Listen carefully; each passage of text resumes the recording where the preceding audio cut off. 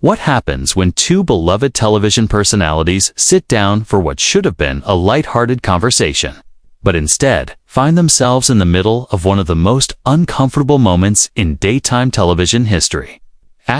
Kelly Clarkson's show has always been known for its warm, inviting atmosphere, a place where celebrities share stories, promote new projects, and connect with audiences in an authentic way.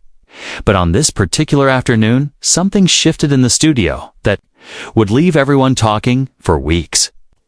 Valerie Bertinelli walked onto the stage with her signature smile, waving as the audience erupted in applause. She settled into the chair across from Kelly, and at first everything seemed perfectly normal. They exchanged pleasantries, chatted about the weather, and Kelly complimented Valerie on her recent cookbook release. Then Kelly leaned forward with that curious glint in her eye, the one viewers recognize as the moment she's about to dig deeper.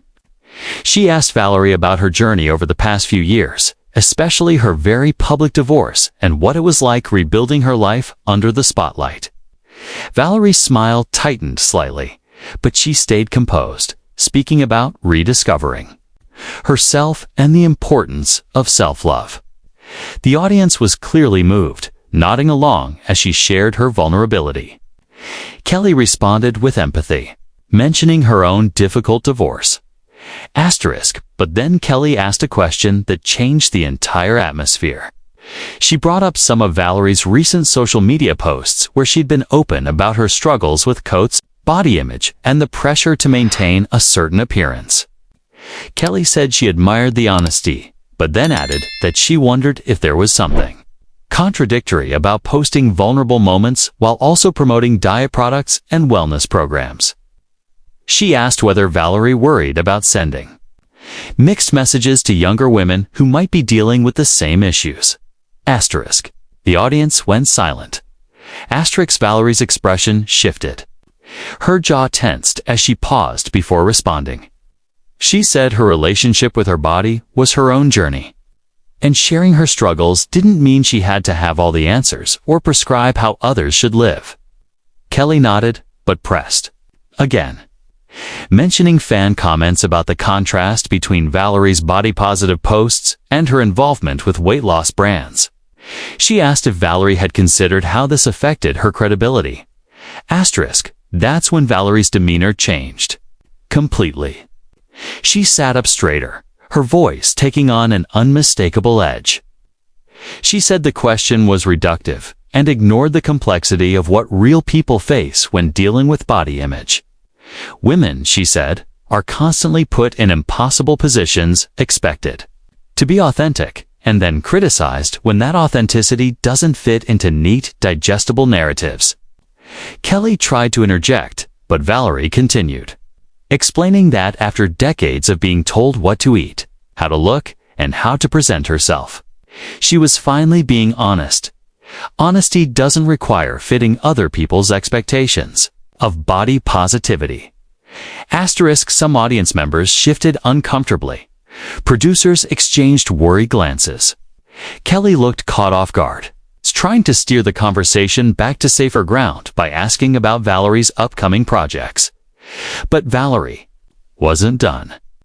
She looked directly at Kelly and said it was disappointing to see someone who claimed to champion women use her platform to shame another woman for not performing vulnerability in the correct way. She said judgments like this were exactly why many women stay silent, because no matter what they share, someone will twist it. Kelly's face flushed. She started to respond, stopped, then finally said she wasn't trying to shame anyone, asking what she thought the audience might be wondering. She insisted it was her job to have difficult conversations. Valerie let out a dry laugh and said there was a difference between meaningful dialogue and ambushing. Someone with loaded questions meant to make them look hypocritical. She pointed out that Kelly hadn't asked similar questions to other guests with the same contradictions and questioned why she was being held to a different standard. Kelly leaned back, trying to maintain professionalism while clearly feeling attacked. She said she asks tough questions to all her guests, but the slight tremble in her voice betrayed the impact of Valerie's words. Valerie shook her head, her expression softening into sadness. She said meaningful dialogue required good faith from both sides, and what she was experiencing felt more like betrayal than conversation.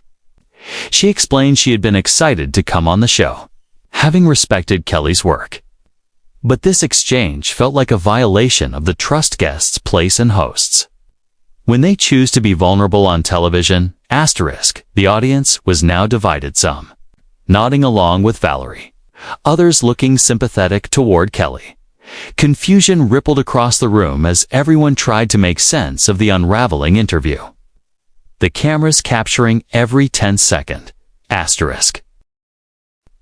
Kelly tried a different approach. She said that maybe they had gotten off on the wrong foot and that she genuinely hadn't meant to make Valerie feel ambushed. She suggested the question might have come across differently than she intended, and insisted she valued Valerie's perspective on these complicated issues. It was clearly an attempt to de-escalate, to find some middle ground where the conversation could continue without further damage. But Valerie wasn't buying it. She said, "The problem wasn't the tone of the question, but the entire premise behind it. Women in the public eye," she explained, were constantly expected to be perfect advocates for every cause they touched, to never falter, never contradict themselves, never show the messy realities of being human. Expectation was exhausting and harmful because it made honesty feel risky. The moment a woman admitted uncertainty or inconsistency, she risked being labeled a hypocrite. Kelly interrupted, frustration bleeding through her voice. She said that accountability wasn't the same as demanding perfection. When someone has a platform and speaks on subjects as sensitive as body image, she argued, they have a responsibility to think about the impact of their words and actions. Pointing out contradictions wasn't tearing women down, it was encouraging thoughtfulness and transparency.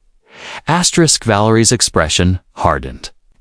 She asked whether Kelly had ever considered that some contradictions weren't hypocrisies at all, but signs of someone working through complex issues in real time. Valerie explained that her relationship with her body had been shaped over decades by an industry that profited from her insecurities. She was still figuring it out. Why, she asked, did that process have to be fully resolved before she was allowed to speak about it publicly? The conversation was spiraling, each woman digging more deeply into her position.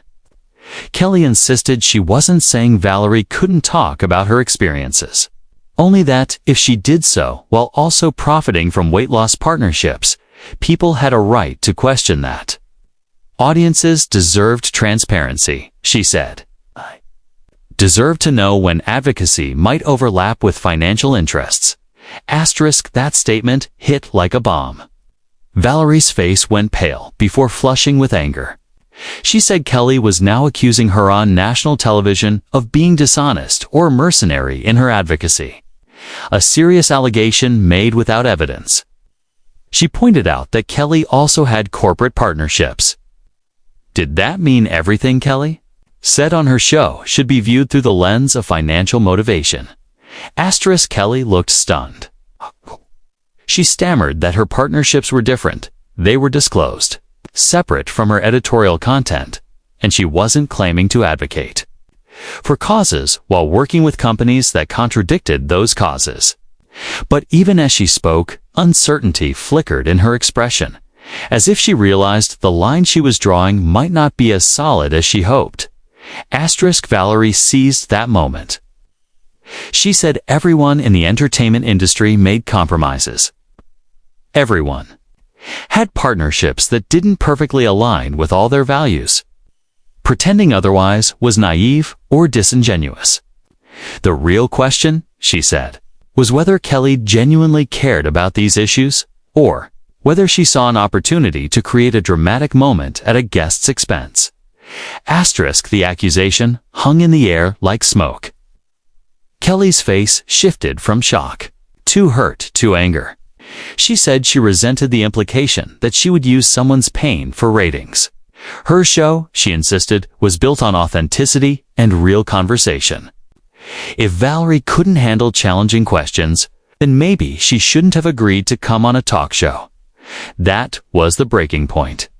Valerie stood abruptly, the movement so sudden it startled the studio. She said there was a difference between challenging questions and hostile interrogation, that in all her years of interviews, she had never felt as disrespected as she did now. Her voice shook with anger, or hurt, or both, and she fought to maintain control. Kelly stood too, instinctively mirroring her. She reached out slightly, as if trying to bridge the distance, but Valerie stepped back. She said she had come onto the show in good faith, ready for an honest conversation. Instead, she felt set up positioned to look hypocritical from the start. She refused to continue being treated like an exhibit instead of a guest. The studio dissolved into chaos. Producers rushed forward. Audience members gasped and whispered. Camera operators scrambled to capture every second of the confrontation. Kelly raised her voice, insisting Valerie was overreacting, that this was just a discussion, and walking out was an extreme response. Valerie turned to her, fully disbelief and disappointment etched in her expression. Calling this a simple disagreement, she said, minimized everything that had happened. Kelly knew exactly what she was doing by framing her questions the way she did. Valerie had been in the industry long enough to know when someone was curious and when they were fishing for conflict. Kelly's face flushed deeper, her tone sharper than viewers were used to hearing. She said Valerie was twisting her intentions, that the defensiveness spoke volumes, and that if Valerie's conscience were truly clear, a few questions wouldn't trigger such a reaction. The audacity of that statement stunned Valerie into silence. When she finally spoke, her voice was quiet but sharper than before. She said Kelly had revealed the truth. This wasn't about accountability or meaningful dialogue. This was judgment. Kelly had decided Valerie was wrong before the conversation even began, and used her platform to prosecute that narrative. Kelly crossed her arms, insisting she hadn't judged anyone. She'd asked fair questions based on Valerie's public statements and partnerships. If the questions made Valerie uncomfortable, perhaps that discomfort was worth exploring rather than avoiding. She added that running from difficult conversations was exactly what was wrong with celebrity culture. Everyone wanted to control their narrative without ever facing scrutiny.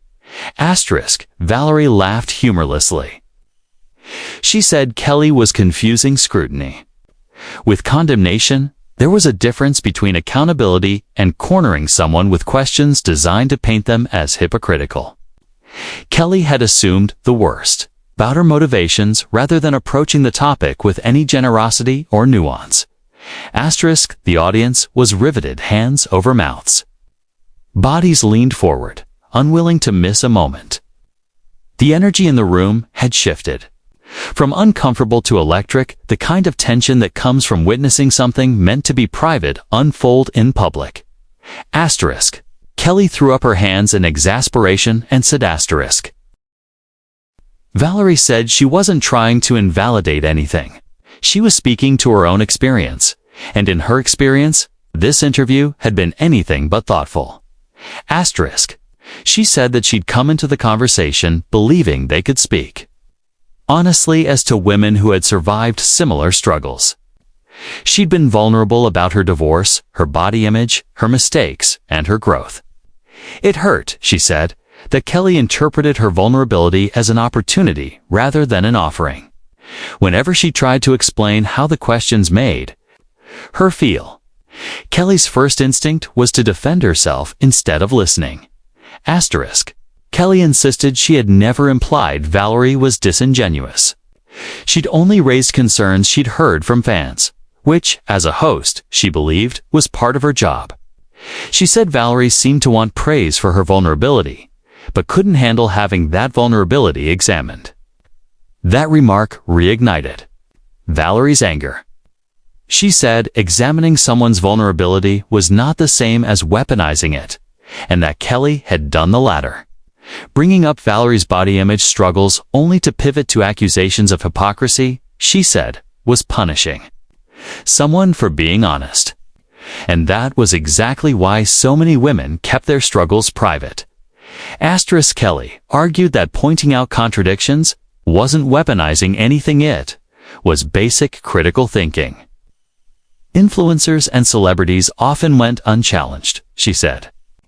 Her show was one of the few places where real, substantive conversations could happen.